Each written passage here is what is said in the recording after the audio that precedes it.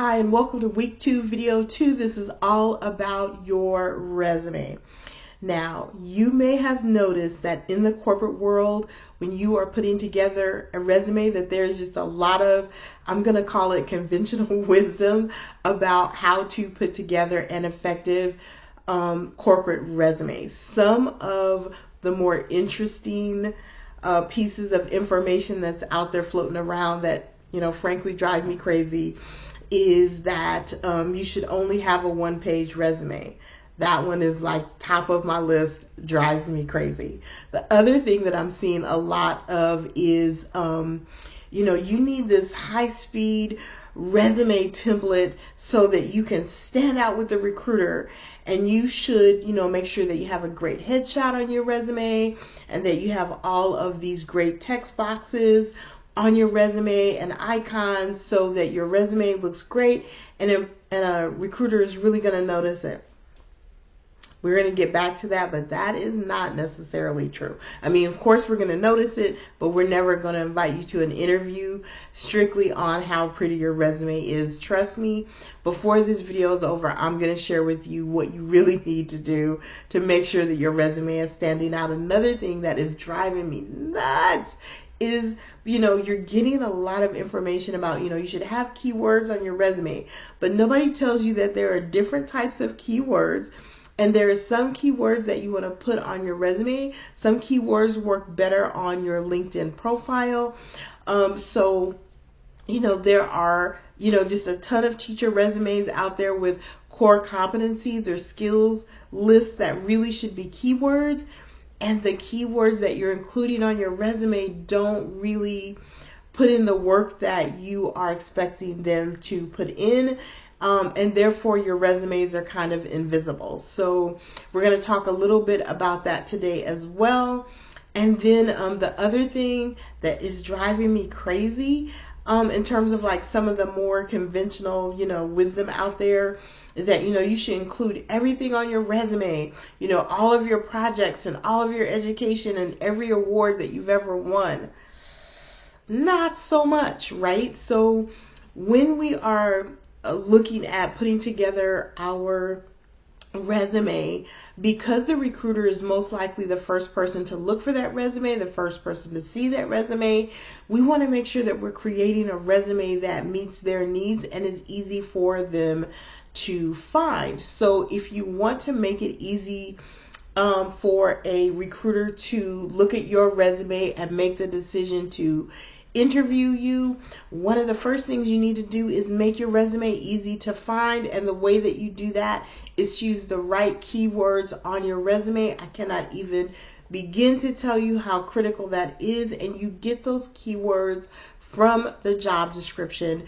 And what you're looking for is hard skills, job titles, specialized training, specialized applications or software that the particular employer is looking for. So that's where you can go into that job description and start identifying what those are. And those are the keywords that you want to put under the title of core competencies or skills. The second thing that you want to do is make sure that when a recruiter looks at your resume, that they can easily visually scan your resume. We've already had the conversation about, how busy recruiters are. So when they are going through, their 100 or 200 resumes in a day, you have got to make it easy for them to visually scan it, because from a recruiter's perspective, that is a survival skill, right? So you want to step back, look at your resume and see if it looks clean, if it has been well formatted so a recruiter can easily scan down it and just see that you are the most qualified candidate for the job. So with that in mind, the next thing that I want to talk about as it pertains to your resume, because I see a lot of resumes that teachers put together and it doesn't have the right structure.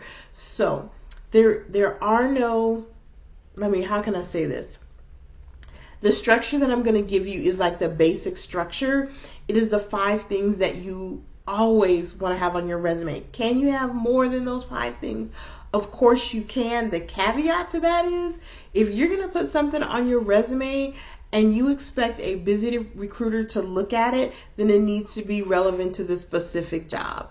Don't try to throw everything on your resume except, to include the kitchen sink and then expect a busy recruiter to read all that, because they're just not going to. Like, they really can't. Okay? So really quickly, the 5 components that always need to be on your resume is your contact information. Who are you and how can the recruiter reach you? The second thing is the job title you're applying for. Don't make the recruiter guess. What if the recruiter is trying to fill for 2 or 3 positions that are, closely linked or have some overlap in the qualifications? Don't make them sit there and figure out, okay, which job is she applying for? Like, don't do that. So make sure that you have the job title on your resume, so 1, they'll know which job you're applying for, and 2, quite frankly, because it is the first search term that they're going to type into the computer, I can almost guarantee that 100% of the time. Like, I haven't met the recruiter who didn't start with the job title, okay? All right, then the third thing is your top qualifications for that position, right? So in the top 1/3 of your resume, you need to have, again, your contact information, the job title, and your top 2 to 3 qualifications for the specific job that you're applying for. If you don't have that, please change your resume, right? So that's the top 1/3 of your resume. Next comes your work history. You guys, you've got to make sure that your work history is laid out in a way that it looks very, very clean. They just need to know, to start, where you worked, where that was located, and your start and your end date and your job title.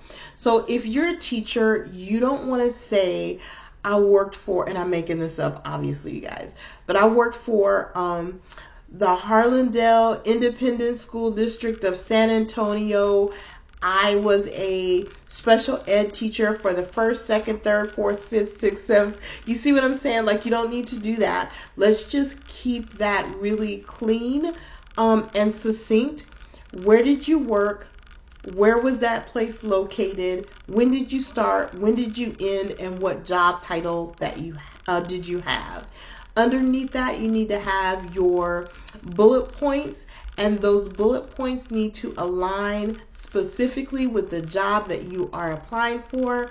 And then finally, that last piece of structure on your resume needs to be your education and training. So from a very high level overview, if you just start with that, you will be head and shoulders above a lot of your competition.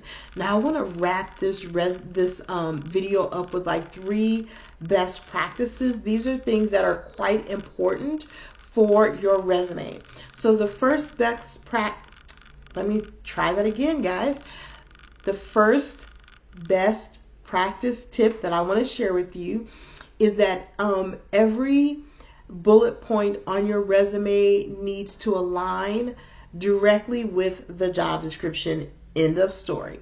Don't start adding things to your resume to try to like fluff it up. Be very clear, be very succinct, and make sure that it is relevant to the specific job, right? So the way that you do that, to me, the easiest way to do that is to pull up the job description, read that first bullet point, ask yourself, can I do this or not?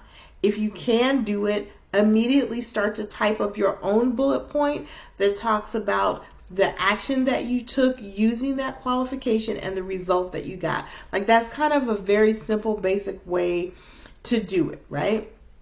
The second best practice tip that I want to share is that you need to translate as much of the language on your resume as possible. Now, I know to start with that is not easy, right? How do you take your language as a teacher and translate that into corporate language, right? But you need to start with like some of the basics. So let me give you this tip as something to start with. Start with, in terms of like the translation piece, start by translating who you work with. So as a teacher, you work with students, you work with principals, you work with other teachers, You might work with project people. In the corporate world, we don't work with students, we work with learners. We work with stakeholders, we work with customers. So to start your translation, start with that. Just start with, figuring out, okay, in the teaching world, I work with these 5 types of people, but in the corporate world, those are called this. And just translate that. Start with that, and that is going to go a long way in helping you to develop that skill. And then the final best practice tip that I can give you is to keep it simple. Please do not try to stuff your resume with all of this extra information about every award that you ever achieved and won back in 1959. Like, just don't do that, right? Because I know that you're probably thinking, well, I don't have enough. You are enough. You have enough. If you're going to share like your projects and your awards, those are great stories for the interview. Those are great things that you can add to put a little flair, onto your or in your LinkedIn profile. But for your resume, not so much. So with that said, I'm going to stop talking. I hope those best practice tips and everything else that I shared in this video will just help you get organized around what your resume needs to include. All right. So with that said, you know what I'm going to say. I'm going to wrap up this video. Go ahead, go straight into video number 3. It's a short video. It's about LinkedIn, but y'all, and I know probably half of you are saying, Lisa, I can't. Not that you can't, but you can't do LinkedIn, but you can. And I'm going to talk to you a little bit about that in our next video. So thank you, and I will see you in the next video.